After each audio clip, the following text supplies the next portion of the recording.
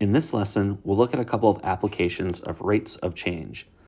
Let's start with the motion of a particle moving along a line.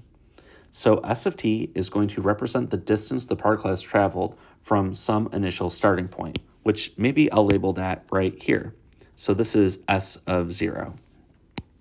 And we're going to measure this in, let's say, feet. So I'll say maybe this is 0 feet from the starting point.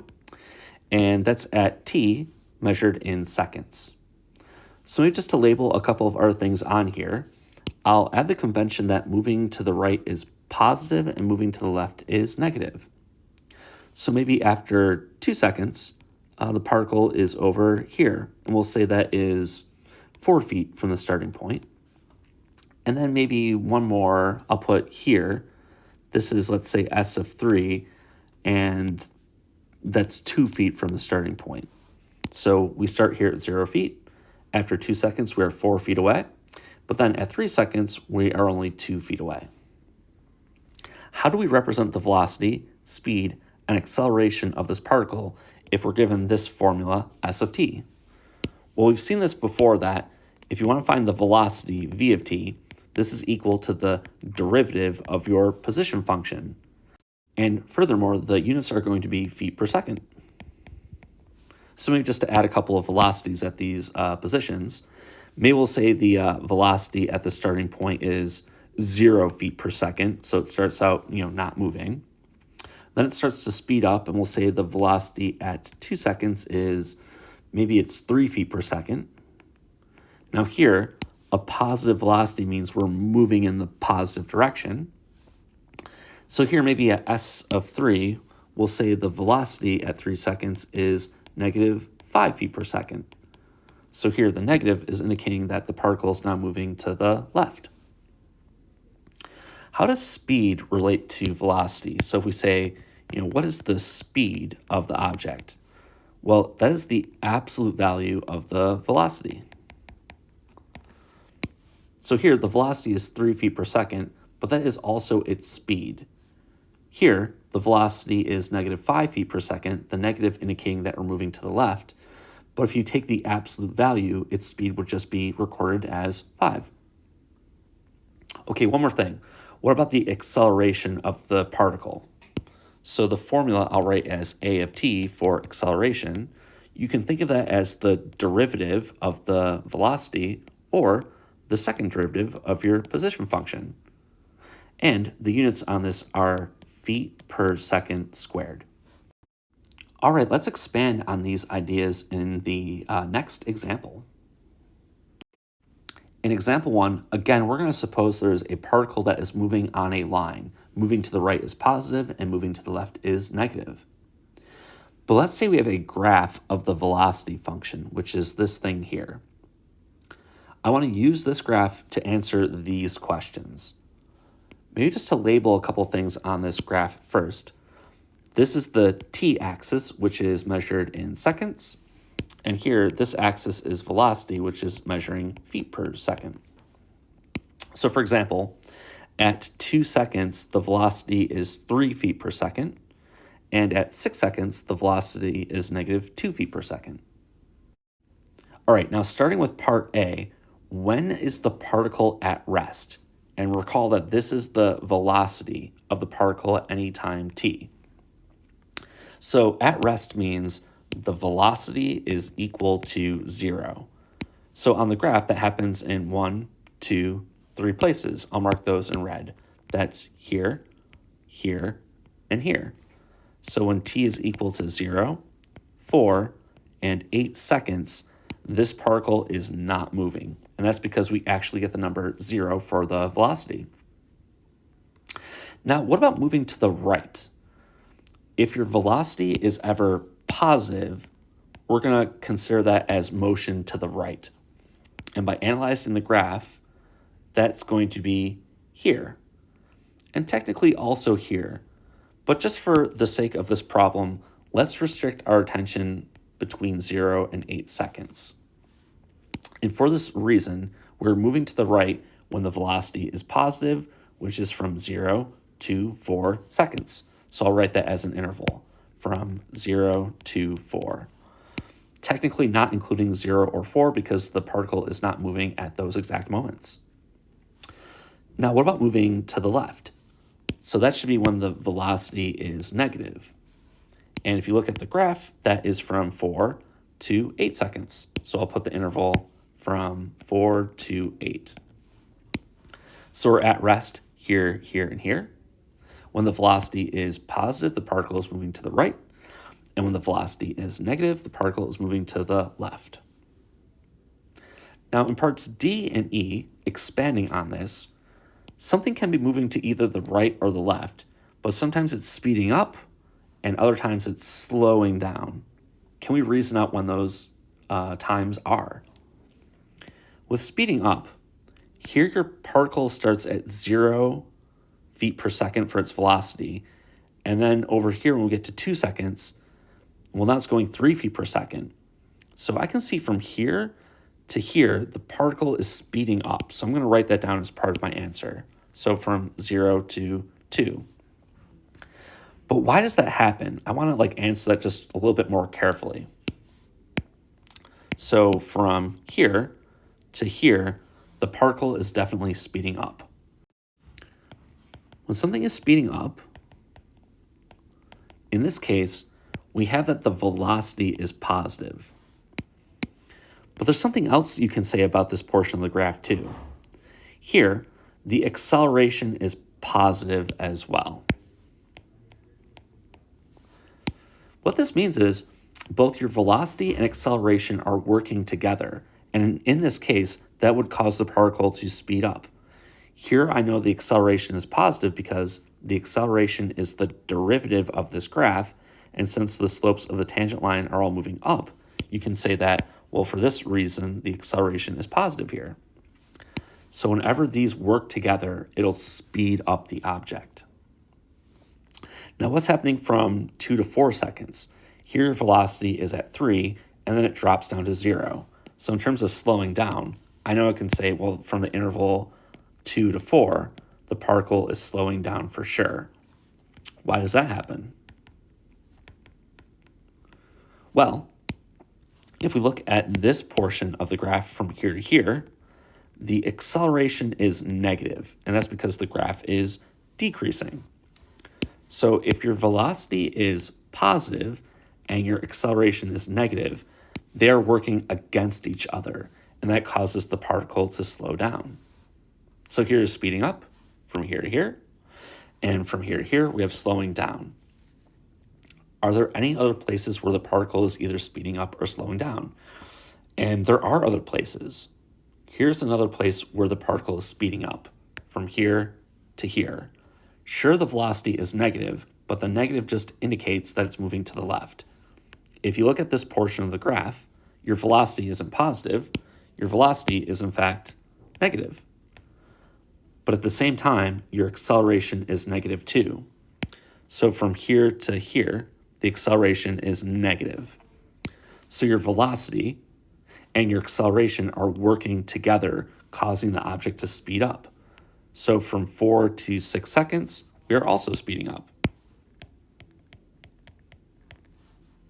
And lastly, what about from here to here, from 6 to 8? On this portion of the graph, the velocity is negative, but the acceleration is positive. The acceleration is positive because the graph is moving up. These are working against each other, and it causes the object to slow down. So I'll also include from 6 to 8, the object is slowing down. So you can use these facts to determine when an object will either speed up or slow down. The idea is, if the velocity and acceleration are working together, meaning they have the same sign, that speeds the object up. If they work against each other, meaning one's positive or one's negative and vice versa, that'll slow the object down. In example 2, I'd like to answer the same questions that we did in example 1, but this time I'm not going to have a graph of the velocity, but we're going to actually have an equation for the position of the particle at any given time. So again, still, we have this particle moving on a line, but now we're told an actual formula for its distance from a given starting point. Part A says, find an equation for the particle's velocity, and then use this to figure out what's the velocity at 1 and 3 seconds. So how do we figure that out? What is the formula for v of t? Well, that's the derivative of your position function. I have to use the product rule to find this. So it's the derivative of the first, which is 1, times the second, plus the first times the derivative of the second, which is e to the negative t over 2 times negative a half. It is worth simplifying this in this problem, so I'm going to put v of t is equal to, looking at this equation, I can factor out e to the negative t over 2 from both terms. And what's left over is 1, and then we have minus 1/2 t, or minus 1/2 t over 2, which I'll put like this. Here's a simplified version of our velocity function. Now that I have this equation, I can simply put it into a calculator to get values at any time that I would like. So that's what I'm going to do next. I'm going to type this thing into my calculator and figure out, well, what's the velocity at 1 second? And what's the velocity at 3 seconds? So I'll enter that in. And at 1 second, I get 0.3, and I'll round to 2 places, so 30. And this is feet per second. So not only is it this rate, it's positive, meaning it's going to the right. And at 3 seconds, if I round to 2 decimal places, I get negative 0.11 feet per second. And the negative just indicates that we're going to the left instead of the right. So I have a formula for the velocity. I got it by taking this derivative, and then I put this into my calculator to get the values for v of 1 and v of 3. Now what about this? When is the particle at rest? This happens whenever your velocity is equal to 0. And here we have a simplified equation for it. I'm actually going to solve this equation. When is e to the negative t over 2 times 1 minus t over 2 equal to 0? This is never 0. So the only thing that you have to check is, where is 1 minus t over 2 0? If we solve that, we can add t over 2 to the other side, multiply both sides by 2, and we get our answer of 2 seconds. And this makes sense based on the numbers I'm seeing here. So this thing starts out at rest. The velocity is positive because it's moving to the right, and at 1 second it still is positive. At 3 seconds it's negative, so at some point it must have slowed down, stopped, and changed directions. And this number 2 is between 1 and 3. So I was not surprised that I got a value between 1 and 3 based on the movement of this particle. So if we know when it stops, when is this thing moving to the right? When is this moving to the left? If you want to know when it's going right, we'll check when the velocity is positive, which is the same thing as checking to see when this equation is greater than 0. This is always positive. The only thing I'm going to check is, when is this greater than 0? That is, when is 1 minus t over 2 a positive number? And just like solving the equation, I can add t over 2 to the other side of the equation, multiply both sides by 2, and I have my answer. If we are greater than 0 but less than 2, this particle is moving to the right. Note that this problem starts when time is equal to 0, which is why I put this condition here. So from 0 to 2 seconds, the particle is moving to the right. At exactly 2 seconds, it stops. So when is this thing moving to the left? It's got to be when we're greater than 2. But let's just double check this. It's going left when the velocity is negative, which is the same thing as checking to see when 1 minus t over 2 is less than 0. Again, adding t over 2 to the other side, we get this. And here, multiplying both sides by 2 gives me that 2 is less than t, or in fact, t is greater than 2. So for this value of time, or all these values of time, this thing is moving not to the right, but to the left.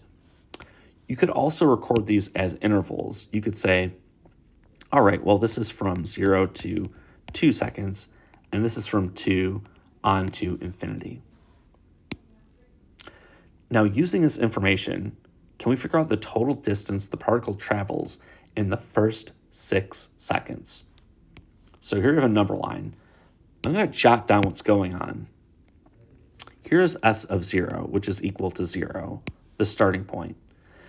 This particle is moving to the right until we get to 2 seconds, where it stops, turns around, and goes back in this direction.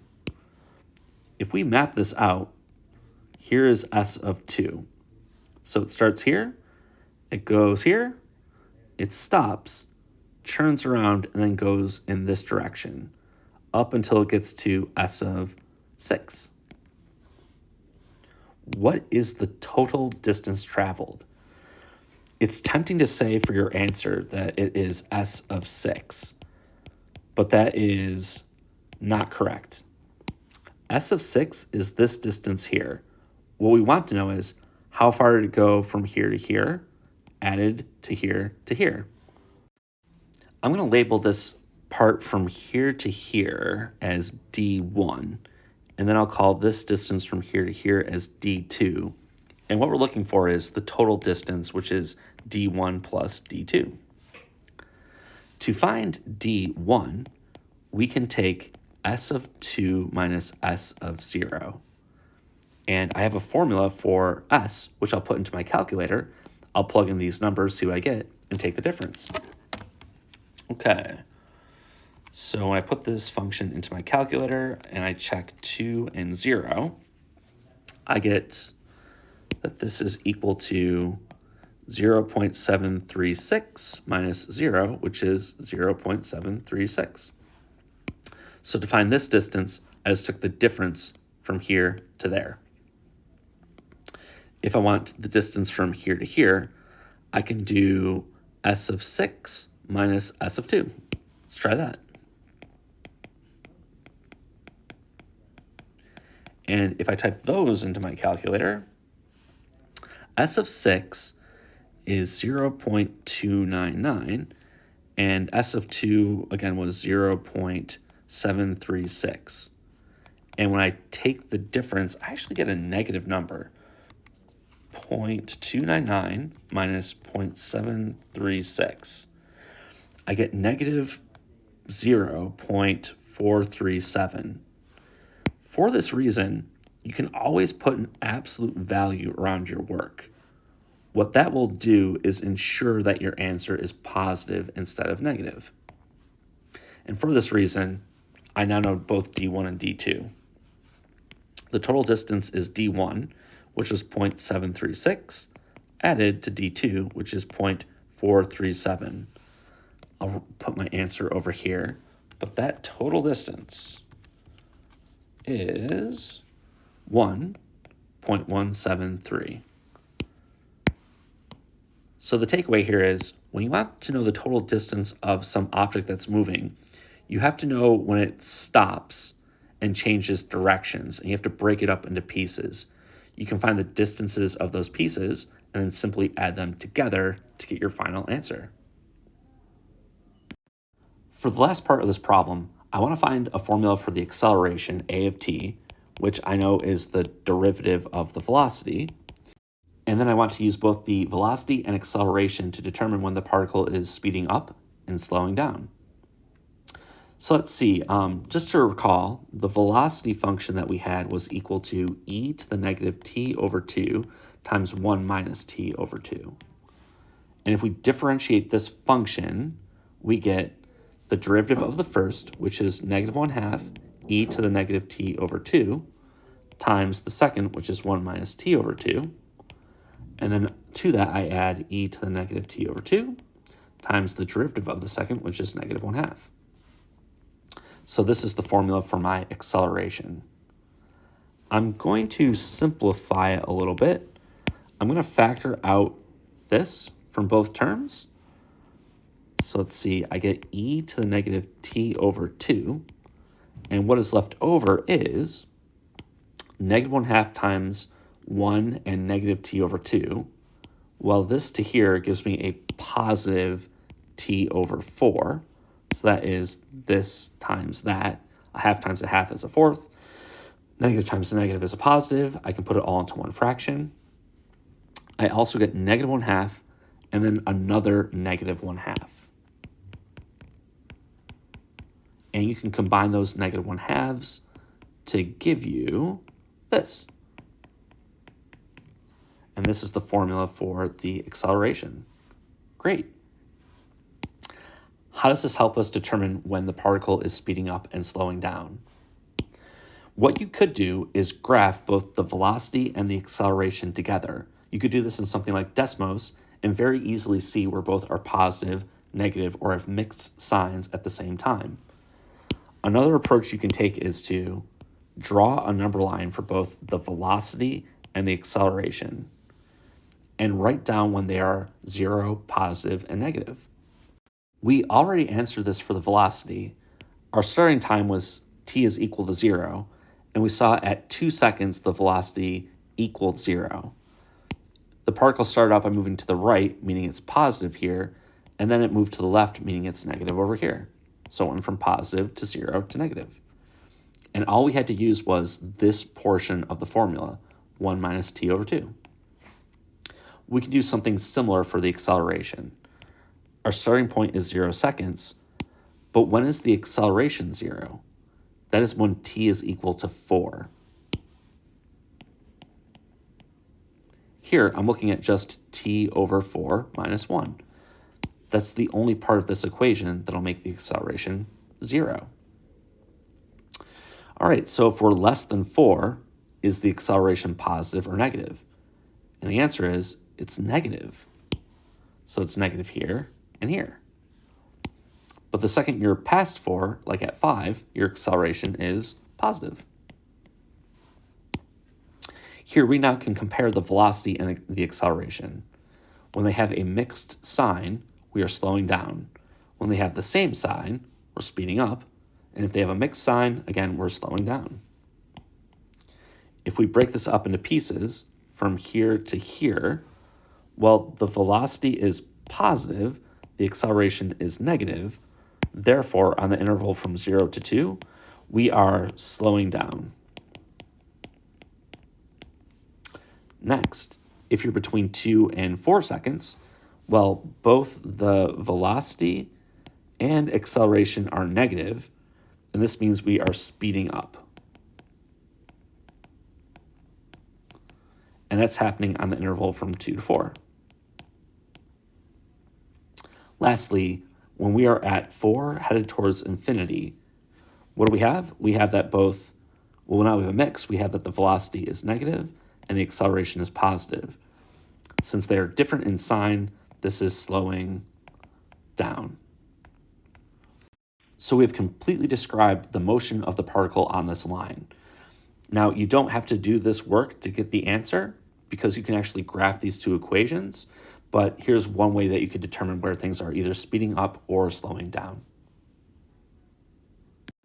Suppose that a population of bacteria triples every hour and starts out with 200 bacteria. Can we find an expression for the number of bacteria after time t hours? And then can we use this formula to estimate the rate of growth at 1.5 hours? For this question, we're going to end up deriving an exponential equation. And the reason is, at our starting point, we have 200 bacteria. And then after an hour, it's going to triple. So if we triple 200 by multiplying by 3, we get 600. After another hour, it'll triple again, taking us up to 1800, and so on, and so on, and so on. This is at t is equal to 0, this is at t is equal to 1, and this is at t is equal to 2. It turns out a formula for this is very easy to derive. It'll always fall into the category of p is equal to some initial value p naught times some base to a power of t. We just have to know what the base of this is equal to.